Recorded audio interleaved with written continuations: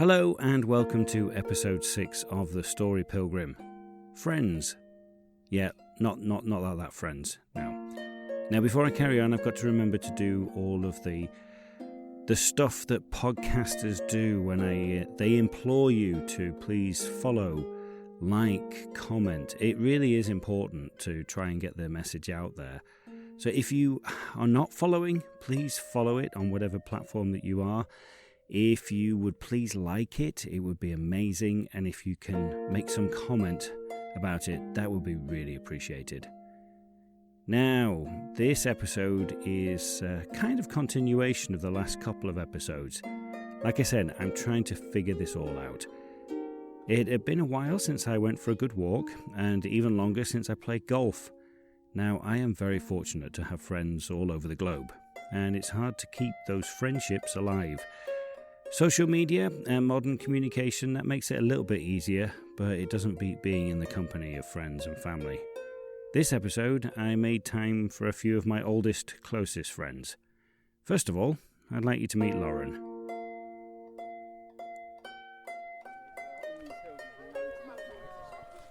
Just because of that. Sure. Yeah. But yeah, I when Charlie was at the pageant, I had a Saturday free.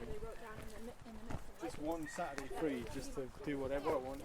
Nice. And I was like, you know what? That's what I did. I went on a pilgrimage. I mean, that's basically what I did. I did something I couldn't do with the kids. Mm-hmm. Not even sure if Charlie would be able to do the whole thing. I mean, she's a very good walker, Charlie. Yeah. She walks for miles and miles and miles. They said that about you? But About themselves? I walked from Dorking up Leaf Hill that you saw. Yeah. Yeah, that wasn't a Over good this time. one. I just beelined over all the hills, just went over Pitch Hill as well, and I walked to essentially Guildford and back. There's a lovely church on the hill on the Pilgrim Trail, Okay. just as you're getting towards Guildford.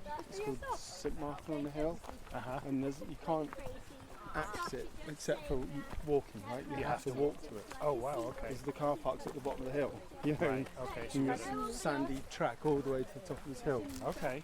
And you can take a horse up there, I suppose, but it's pretty steep. Yeah.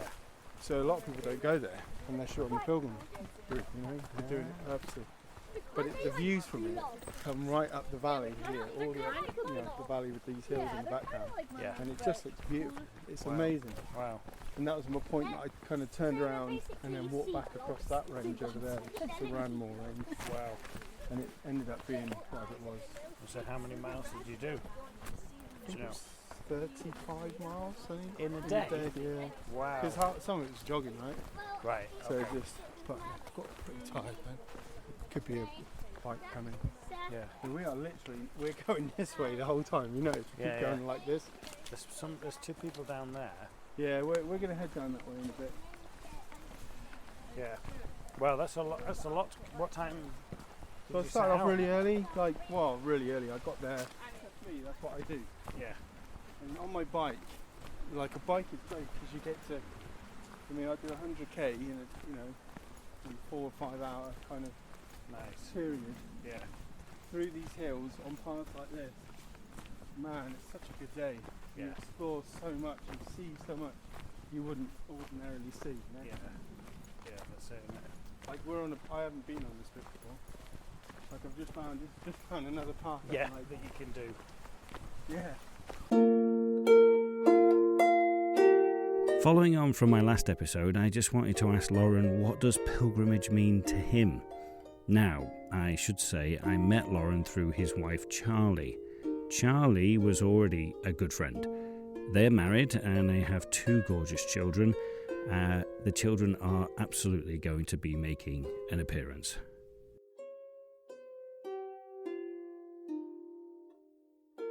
We're talking about the Pilgrim's Way and stuff. What to you is a pilgrimage? And if you could go anywhere on a pilgrimage, Good question. what would it be? Where would it be? Good question. It's a really good question. I think a pilgrimage is definitely something that's connected to faith. I think whatever that means for anyone.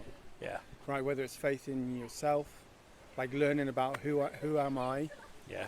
but also faith in something else, faith in the world, faith in people, right? So I think faith means something different to everyone. And for me, I think faith means it's me and God, and I find God in high places, right? So it'd be somewhere high. Yes, definitely.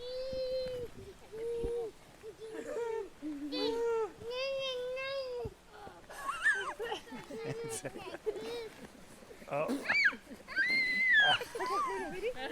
Perfect recording. Oh, This and is- the coat's This down. is the reality of This is having a toddler with you on a hike. Yes. well, you know, It's not free anymore. art potentially, like prospectively now, is in a high place for him, and he, you know, I'm not sure if he's having the same experience as I have on the top of a mountain. It's just silly. Something to do with about not being free, whereas I feel free. he's Oh, completely. he's knackered out of his brain. That's what that is. He can't even think straight right now. Oh, should I keep going? Yeah. So where would I go? Is Where the would you question go, yeah. based on what I just said to you about what my faith is Yeah. in nature, and its Yeah. ability to help you connect with a higher purpose, but Yeah. also for me that higher purpose is connected to the life of the Saviour Jesus Christ, right? Yeah. Who I regard as a Saviour Yeah. figure. So it would have to be, to the Holy Land from here. I think my birthplace to there, Yeah. right? Place of rebirth. I think is. Yeah. So Yeah. that's for me. Have you been there? Be no, I haven't yet, and I've kind of saved it. He thinks it's hilarious. He thinks it's a really silly. Why did I save it? For Yeah. Why are you saving it? Just Come on, go, just Lauren. Go now, Come on, Daddy. shouldn't he? Yeah. Sometimes that laugh he just did is in my head when I consider why I've waited to go. But yeah. No. Well, it's not the question of that, is it? It's the question of just life just gets in the way, doesn't it? Just other things like, This little one. what are you doing? But they don't get in the way. These are markers of, for me, this is a marker of a resentment. decision. Yeah. No way. No. There's a moment where you go, no, I'm losing my life to, so Yeah. I'm now going to be a dad and that's it. You've got to Yeah. keep this kid alive until they're a teenager and they can fend for themselves. She's But done again. it becomes much more than that because you suddenly realise, well, but what am I without these two? Do you know what I mean? sure. I was okay before, I thought I was doing alright, but now, Yeah. in terms of fulfilment, purpose, faith and all that, pilgrimage, this is a pilgrimage in and of itself. The journeys we've spent in these hills as a family, Yeah. Yeah. solitude, it's joy, it's all Yeah. those things that you look for that you struggle to find. I was saying that as I'm saying it, ironically, he's going nuts. But it is, isn't it? Because Yeah. that's what I'm trying to. Sorry, Charles. Do you want me to take him? What are you doing? Like laughing crying. Do you want this? It's a laugh cry. Yeah. This is what real insanity looks like at his age. We'll come back to Lauren and Charlie and the kids later. Now I want you to meet Adam. Adam and I went to drama school together. Adam is one of my closest friends. I see a lot of me in him. No matter the distance or time that passes, I know that I can always rely on him and pick up where we left off. I've known him for nearly 18 years now. He lives near the Ridgeway, a beautiful walk, and also a certain hill that I am absolutely certain he's made the name up of it.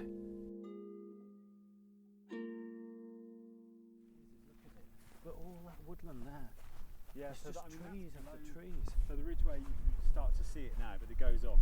That's, That's the other side of Wendover, and Wendover Wood, and then that'll eventually go round towards Chequers. On the other side of Paul's Knob. Yeah, well no, that far distance there. Yeah, Paul's Knob's this one. I've got to get that. Just I've got to gotta get it in. some- haven't you? Yeah, the other side of Paul's Knob, and then over in the distance, then it goes around towards the sort of the hill line to Chequers, and then after that you're heading into Oxfordshire, and then you've got eventually Uppington and Morver Downs and all that lot. Well, does off to Chequers Avebury. have a lot of land? There's a fair bit of land around it. There's a couple of good hills right by Chequers. The name escapes me. And one of them goes right up to the edge of Chequers, this hill. But you can't get quite up onto the crest of it to see into Chequers because halfway up there's a gate and there's video cameras up there. It's really random. Really? You just walk up this field and then you know you're being watched. Yeah. So yeah, you can sort of get up. It's a nice field to walk up to look back over this vale from the other side. Right. It's near a place called Great Kimble, I think, or Little Kimble, which one is it? Okay. Well, there's there's so many interesting names, isn't there? Like, is it Gubbleston? Gubblecote. Gubblecote. Yeah. Coming through. The funny thing about Gubblecote is that right next to the Gubblecote farm, Gubblecote Science, is a farm that farms turkeys. So you might have seen there's a giant painted turkey head. Yes. Yeah, that they've got on board that they've got stuck into a round bale. Yeah. But because I always think it's because it's like gobble gobble. It's like a turkey noise, and it's like, which came first, Gubblecote, the name, or the turkeys? Well, there you go. Yeah. And I've got a mate, Steve, that I grew up with. Well, not grew up, like we were mates. Not Steve, another Steve. No, another Steve. How can you have two Steves? I know, it's funny. Steve, we used to call him soft metal ballads, Steve, because that was the kind of like rock that he liked. And we were going to Steve soft metal ballads. Like, we all had nicknames, but he was Steve soft metal ballads. Okay. I don't think anyone calls What was him that yours? anymore. New Jack. Long story. All Oh, chuckles. yeah, okay. All chuckles. But yeah, that's Okay. another long story as well. The other side of it is that because I'm still in the acting business, they get live, real-time experience and information from me. Yeah. So Yeah, exactly. yeah. No, it works. That's great. It's really good you've got that. Here you go. See, so now every time I walk up here, I just think about my A-level geography lessons and all the sort of ice flow and whatever else has occurred around here. Yeah. All I remember is Oxbow Lakes. What's by those? What's that? Oxbow Lake. How you get our river creates an Oxbow Lake. Oh God. Mate, you've got, I've forgotten that. I don't know why. That's the only thing I really remember. No, I remember. You know. I think of things like fluvial deposits. Not fluvial, fluvial deposits. And things like that, and scree. And, Yeah. Well, what are we seeing here then from your A-level geography? something flowed down here and took all that away. Right, okay. Fluvial deposits. Ooh, we are getting technical, aren't we? Adam has many pursuits and passions. He, like myself, loves to keep himself busy. He used to love going skiing, so I had to ask him. Do you have a skiing story? I remember being in Cormaya in Italy when I was in my late 20s, early 30s, and I went with a group of blokes, most of which they were all friends from the football team, and I was friends with some of them, more than others because I went as part of the group, and they were like amazing guys, like really, they like to crack.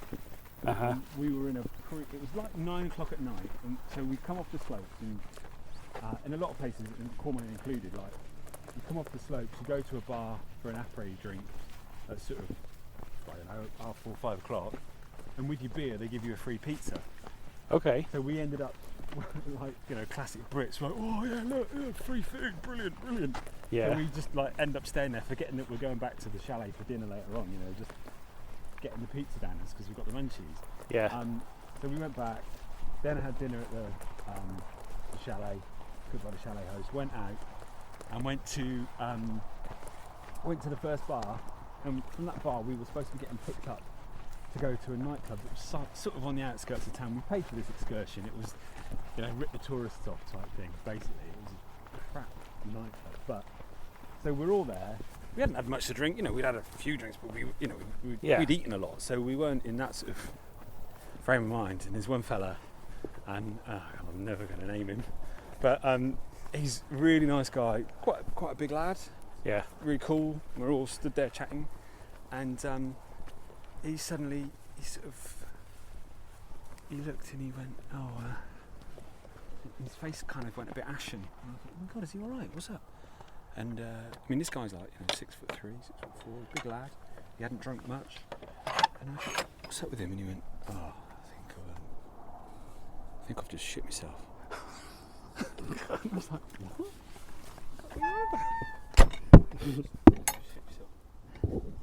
How have you just shit yourself?" Yeah. It's not like we were like sloshed. Yeah. He just, and I don't know what had happened. He'd eaten something or whatever, and he just stood there and he went, "What are we going to do?" I don't know.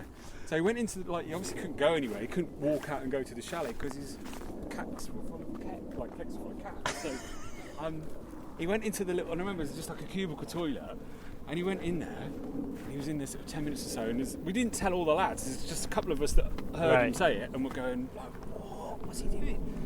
He come back out and he went, "Yeah, I've got to go back to the chalet, Ted. Put some fresh clothes on." "All right, yeah, you coming back?" Yeah, I'll be fine, yeah. "All right, okay." So he did, he went back and he came and we carried on the night. Turns out, whilst he was in the toilet, he didn't know what to do, so he took his pants off, lifted the cistern off, and stuck his pants in the cistern. Oh, God. In panic, and left him there. Just left him in there? Yeah, so when they had a plumbing incident at some point, and when obviously they realised the ball cock wouldn't float or whatever it is, they're going to find his pair pants. of soiled pants. Oh, my God. So it's not really a skiing story. But It's more of a it's holiday story, but yeah. Wow. So That's that was hilarious. Yeah, that should never be talked about, really. Stories that should never be talked about. Of course, that's absolutely fit for this podcast. We are the Story Pilgrim, after all.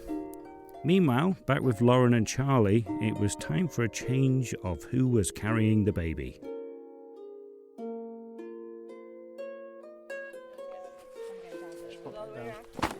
I do. I will be perfectly obedient. It's a good way. My dad did it. He's heavy. He's got heavier. I'm squashing him. Yeah. So we I can spent sleep, maternity okay? leave hiking every week, but he was very small then. Are you still swimming? Yeah, once a week. Same spot? No, I go with a group. I still sometimes go to Hampton Court as well, but Sleepy boy. found I'm really enjoying the social side of it. Nice. So they're called the Teddington Blue Tits, and they're just a real mixed group of people in like the best ways. Like, I don't know, people from all sorts of backgrounds of life, and the group's now got quite a few hundred people on. So it's like, right, anyone want to swim 7 a.m. tomorrow? Oh, really? Yeah, I know. And then it's like you'll get 4 people join you or something. And Oh, that's cool. I went for a sunrise swim with the summer solstice. At like 4:30 a.m. we met, and there was about 30 of us. It was epic. It was amazing. Wow. That one stays still. So you're gonna make see this is already a loop. Do you go And this dipping one makes a new loop. in Brighton throughout the year? Not really. You should do it. Yeah. Honestly, You so brave the cold. Honestly, you get real big like adrenaline rush from doing it, and the Good for endorphins are altitude, ridiculous. apparently. Yeah. Don't let that Your end immune come. system. Unless you have a heart attack, of course. Then not so good. cold. Yeah, fair enough. And you've got to feel safe. Yeah. You can just go to your waist and then dip. Yeah. Do a little head bump. Yeah, there you go. You've got to get it. Apparently, you've got to get the water. There's a bit on the back of your neck.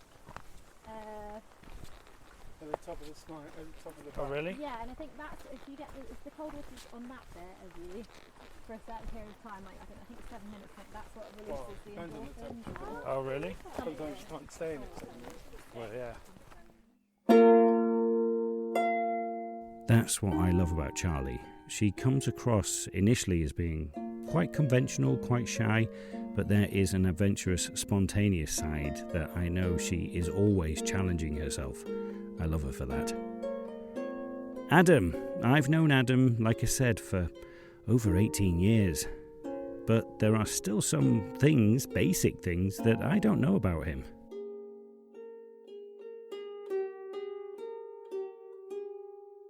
Learn a little more. Yeah, exactly.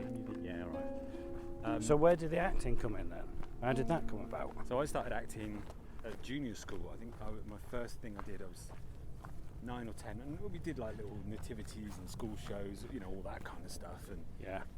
played Father Christmas and whatever it was at the end, in the school thing for a little primary school. Yeah. And then at 10, they did Christmas Carol, and I played Marley. And I Okay. remember a little 10-year-old lad having my mum tied a white handkerchief, like, you know, sort of around my head as though I had the rotten teeth, and they put chains on me from a mate of mine, Rich. His parents were farmers, and they gave my dad a massive tractor chain which they hung around me. It was so heavy I could hardly walk with it on, and then I just remember like the old screw, clunk, clunk, clunk, and I loved that so much. Yeah. So I joined a local like dance college, dancing school, not because I wanted to learn to dance, but because they had an agency, and I wanted to try and get on telly, do some like acting, like adverts and things like that, and that was the only way to do it back then. Yeah. So yeah, that was kind of the start of it. Okay. Yeah, that was the start of it. And from there I got up to sort of comprehensive school, and there was a lot of stuff going on, extracurricular, nothing really, like drama classes were never really of any use at school, but the extracurricular stuff was quite good, and you could audition for that, and it was across the years. So it was across all years at school, they put a production on, because it was, you know, after school, and it was run by a maths teacher who was a really good MD, and a couple of others, and so I did it, and I think we did a few like variety things, and in my second year at school, I played the lead in the school play, like that kind of extracurricular play. Okay.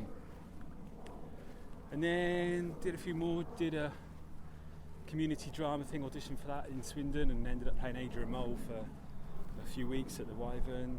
Okay. When I was 14, and then did loads of stuff. But I'd also already auditioned through this dance school I auditioned for Sound of Music at Bristol Hippodrome to play one of the kids. Okay. When I was 10. That was my first ever real audition. Yeah. And I got down to the last 6 out of like 250 kids on stage, and I had no singing experience really at that point. Okay. So that's when I started singing more. Yeah. And it turned out I had a useful singing voice, which was great. Yeah. And I enjoyed singing. And it went from there really, but I did loads of sort of semi-pro sort of shows. Yeah. With pro teachers but amateur actors. And it wasn't until I took a year off to set up a record label. I left my job when I was 26 or so after my dad died. I thought I'll sod this. Took a year, took voluntary redundancy, set up a record label, did a couple of shows which were sort of semi-pro type thing, and the people running it were like, you didn't have to go to drama school. And I was like, what's drama school? Just didn't know. That's what happens when you grow up in a small village in Wiltshire. No one tells you anything. Yeah. And you also don't find out how to access that information. You just don't know. And the internet was alive. Yeah. Finally by then, and I found out, auditioned for a few schools, got into Bristol, and the rest where is I wanted to be, and that was that. Wow. So it was always there then. It was always acting was always. I think I got my 10,000 hours in by the time I was like 17, probably 18. I'd done so much stuff. Done all the stuff. And always ended up playing the lead and stuff because there were never many boys in the show. So I played like Bugsy Malone or whatever it was. So yeah, I got all the hours in. Wow. Do you have much memorabilia from all of that? A fair bit. I've got like posters and programmes, and I've got all the newspaper clippings because when my mum died, that is awesome. Look at that. That's remote control. That's a remote control mower.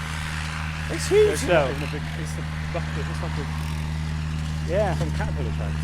But he can sit on it, can he? Yeah, it's got a seat. Yeah. Is he not doing it just because it's so steep? It's too dangerous, probably. He'll probably flip back. Yeah. Wow. I've never seen that before. No. I bet he's having a right laugh with that. He's having the right fun doing that. It's a strimmer basically. I was doing that to protect us. But is that petrol? Diesel probably. That'd be diesel. Yeah, that's pretty fascinating. Yeah. He's obviously brought it up on the back of that. Yeah. That's cool. Right. So yeah, I've got like quite a lot because when my mum died, I inherited everything, and and books and books and books, folders of newspaper clippings and everything, like mums do. Yeah, yeah. So and I find it very hard to get rid of any of that stuff, so I've got it all. No, of course. Of course. So yeah. Yeah.